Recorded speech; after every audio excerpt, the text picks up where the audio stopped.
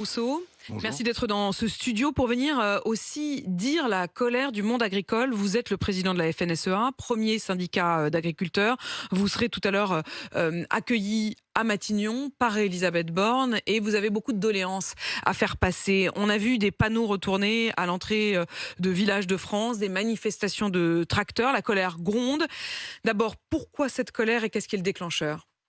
Alors effectivement, on considère qu'on marche sur la tête aujourd'hui au niveau de l'agriculture française. Le déclencheur, c'est l'ajustement permanent du secteur agricole français depuis des années, avec une double problématique. Qu'est-ce qu'on veut faire de la production agricole en France? C'est la question que je poserai à la Première ministre tout à l'heure.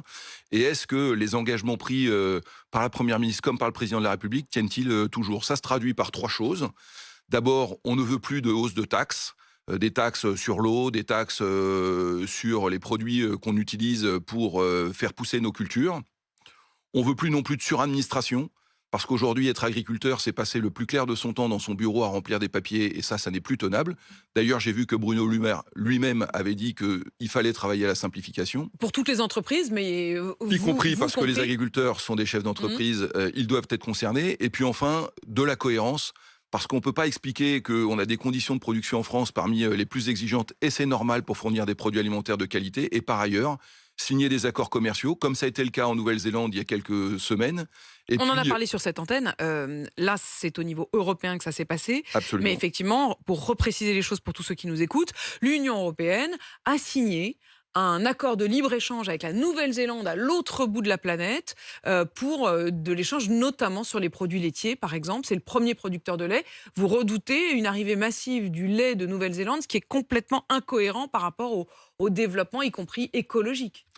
Oui, on ne peut pas finalement fixer aux agriculteurs français des ambitions très hautes en termes d'impact sur l'environnement, en termes de qualité de production. Je crois que c'est ce qu'attend le consommateur français. Et nous expliquer qu'on est en concurrence directe avec des pays qui n'ont ni nos normes ni nos standards. Je pense notamment à l'accord sur le Mercosur qui est sur la table aujourd'hui et dont on sent bien que l'Europe veut le voir aboutir rapidement. La viande brésilienne est produite dans des conditions qui ne sont pas du tout Et puis celles. c'est totalement incohérent, c'est-à-dire d'être mis en concurrence avec une viande qui va être transportée depuis si loin, tout comme le lait qui viendrait de Nouvelle-Zélande. C'est exactement ce qu'on explique. Et donc, vous avez compris que ces taxes, cette suradministration et cette incohérence, elles nous questionnent. Et donc, on a besoin de réponses très claires. Est-ce que vous commencez à avoir déjà des réponses, hein? On sait que là, vous êtes reçu à Matignon, mais il y a eu une première étape, puisque jeudi dernier, vous étiez reçu par le ministre de l'Agriculture. Est-ce que vous avez quand même des signaux qui montrent que vous êtes pris au sérieux, ou est-ce que vous êtes déjà en train de préparer le plan B? On les deux, si je puis me permettre. Ouais. D'abord, il y a quelques signaux qui ont été donnés, et je m'en réjouis notamment sur un complément d'enveloppe pour aider l'agriculture biologique française qui traverse une passe très difficile en ce moment. Et donc, il y avait une enveloppe de 70 millions qui a été rallongée pour aller jusqu'à 94 millions. C'est une bonne nouvelle, même si on l'a attendu très longtemps. On parle d'1 milliard qui serait sur la table d'aide supplémentaire l'année prochaine pour aider à la transition. Alors, il ne faut pas confondre ce qui relève de la planification écologique, dans lequel le secteur agricole sera aidé comme d'autres secteurs, les transports, l'industrie, l'habitat. C'est dans ce cadre-là qu'il y a le milliard. Absolument. Ok. Et de l'autre, on a besoin, encore une fois, de ne pas de pas pression fiscale supplémentaire. C'est ce qu'on demande. On ne peut pas dire d'un côté pas d'augmentation sur les impôts de production et nous augmenter, par exemple, des taxes sur l'eau, parfois de plus de 100%. C'est le cas dans un certain nombre d'agences de l'eau du sud de la France. On ne peut pas continuer à nous mettre de la suradministration en expliquant notamment que nos élevages sont des élevages industriels. Je pense à la volaille, je pense au porc. Et puis, encore une fois, on ne peut pas nous mettre en concurrence directe avec des pays qui ne sont pas dans le cadre. Si on n'avait pas gain de cause, en tous les cas, j'espère qu'on aura l'oreille de la Première ministre, mais si on n'avait pas de gain de cause, pour nous, c'est une question de survie. On ne peut pas, encore une fois, avoir le challenge de renouvellement des générations qui nous attend. C'est la moitié des agriculteurs français qu'il faudra renouveler dans les 10 ans et ne pas nous donner les moyens de vivre de nos exploitations. Et donc vous laissez déjà entendre qu'il y aura d'autres manières, d'autres moyens d'action qui seront peut-être un peu moins pacifiques que juste retourner les panneaux à l'entrée des Vous villages. l'avez compris, on a eu une action dans plus de 12 000 communes qui était à la fois un signal de communication positif pour montrer qu'en retournant ces panneaux, on marchait sur la tête. Personne n'a intérêt à voir le monde agricole s'enflammer. Pas plus la Première ministre que la FNSEA qui Mais a vous les toujours sentez, été... vous sentez vos troupes Bien bien sûr, écoutez, qui bouillonnent, quoi. mais bien sûr, quand vous regardez ce qui se passe aujourd'hui dans les comptes de résultats, je pense aux viticulteurs du sud de la France, je pense aux éleveurs de volailles en ce moment qui subissent de plein fouet l'importation de poulet d'Ukraine. Je pense aux producteurs qui ont subi les affres du climat en Bretagne, dans le Nord-Pas-de-Calais. Il y a de la désespérance, il y a besoin de réponses très concrètes et rapidement. Et quand vous dites action très musclée, vous pensez à quoi? Non, pour le moment, encore une fois, j'espère qu'on sera entendu. Vous savez, on a un rendez-vous qui est le Salon de l'agriculture dans 3 mois, dans moins de 3 mois maintenant, qui est un rendez-vous important en termes de communication, dans lequel on accueille de nombreux hommes et femmes politiques. Et nous, on a envie que ça se passe bien, parce qu'on pense que l'agriculture, c'est une solution. C'est une solution demain pour nourrir les Français. C'est une solution pour décarboner et pour accompagner la transition. Et si on ne le fait pas avec l'agriculture française, alors on importera et c'est pas ce qu'on veut. Arnaud Rousseau, vous qui êtes à la tête de la FNSEA, on l'apprend à l'instant, le niveau de risque lié à la grippe aviaire est élevé et monte encore d'un cran sur le territoire métropolitain. Il passe de risque modéré à risque élevé parce qu'ils ont découvert plusieurs foyers de grippe aviaire sur tout le territoire.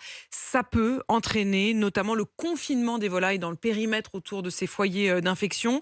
Quelles conséquences pour les agriculteurs, pour les éleveurs, et puis quelles conséquences pour tous les consommateurs aussi, pour les prix?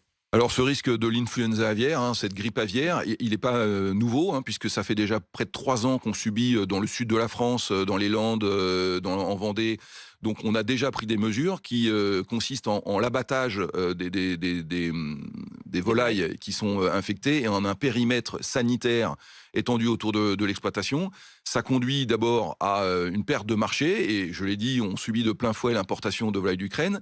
Ça consiste à des pertes économiques parce que entre plusieurs bandes de volailles, eh bien, on a des vides sanitaires plus importants. Et puis, c'est une perte sèche qui nécessite d'être comblée. Et donc là encore, on aura besoin d'être beaucoup plus efficace en termes de solidarité nationale pour faire en sorte que la volaille qui est importée à plus de 50% en France demeure, ou alors sinon on ne mangera plus de poulet français, on n'aura que du poulet importé.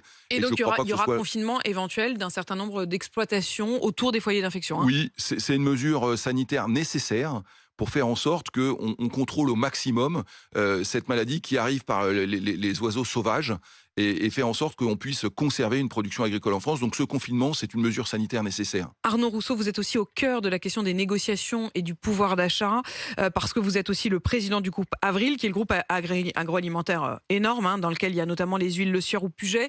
On parle de ces négociations commerciales qui ont été avancées. La date butoir du 1er mars a donc été avancée au 31 janvier.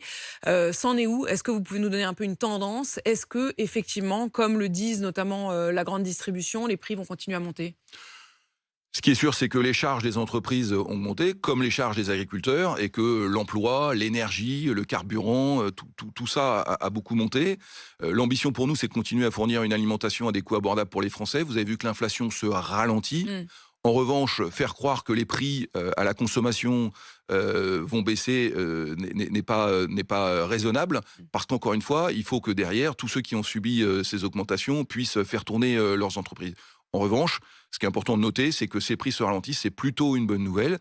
Dans les négociations commerciales, ce sera plutôt une augmentation, une légère augmentation ou une stabilité. Mais je crois qu'à part quelques produits, il faut globalement pas s'attendre à une baisse. Pas de baisse, mais pas non plus les niveaux qu'on avait pu connaître sur les 2 années qui viennent de s'écouler. Non, vous avez vu que l'inflation a ralenti sensiblement. Mais le dindon de la farce, ce ne sera pas l'agriculteur. Ça n'est pas possible parce que, encore une fois, il y a des lois qui protègent aujourd'hui la matière première agricole. On y sera très vigilant. On demande d'ailleurs que Bercy puisse diligenter un certain nombre de contrôles, parce que finalement, du dumping sur la matière première agricole, c'est moins d'agriculture française, c'est moins d'agriculture française et c'est plus d'importation. Merci Arnaud Rousseau d'être venu dans ce studio avant de vous rendre donc à Matignon tout à l'heure, où vous rencontrerez donc la Première ministre. Arnaud Rousseau, président de la FNSEA, premier syndicat d'agriculteurs. 7h40.